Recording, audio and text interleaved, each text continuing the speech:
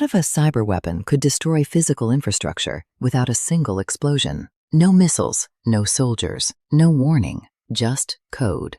Invisible, silent, and precise enough to damage one of the most protected systems in the world. This is not a theory. It already happened. The operation is known as Stuxnet, and it changed the definition of warfare. Stuxnet was not ordinary malware. It was engineered with a level of sophistication that had never been seen before. Its target was Iran's nuclear enrichment program, specifically the centrifuges used to refine uranium at facilities designed to operate under strict security. But instead of shutting systems down, Stuxnet did something far more dangerous. It took control. The malware infiltrated industrial control systems and manipulated the centrifuges, forcing them to spin at abnormal speeds. At the same time, it fed false data back to operators, making everything appear normal. From the outside, the system seemed stable. Inside, it was being slowly destroyed. This was a turning point, a cyber attack that caused physical damage. A digital weapon capable of sabotaging critical infrastructure without detection. And most importantly, it worked. Iran's nuclear program was set back significantly without a single bomb being dropped. No airstrikes, no invasion, no visible confrontation. This is the essence of the AI World War Y. But what makes Stuxnet even more significant is not just what it did,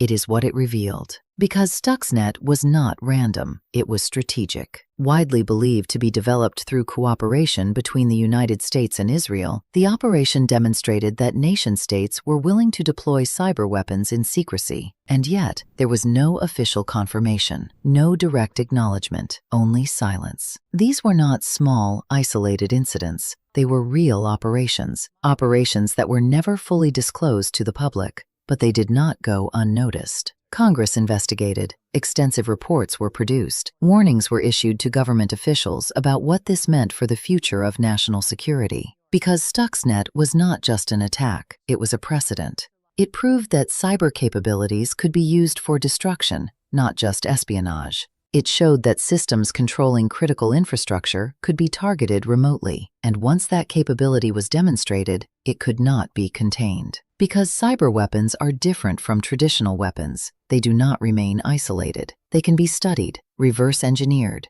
replicated, improved. What began as a single operation became a blueprint, a model for future attacks. And that is where the real danger begins. Because once one nation crosses that line, others follow. Stuxnet signaled the beginning of a new era, an era where war is no longer limited to physical domains, land, air, sea, now joined by something else, code. In this new battlefield, attacks do not need to be visible. They do not need to be immediate. They can unfold slowly, quietly, without detection. And by the time they are discovered, the damage may already be done.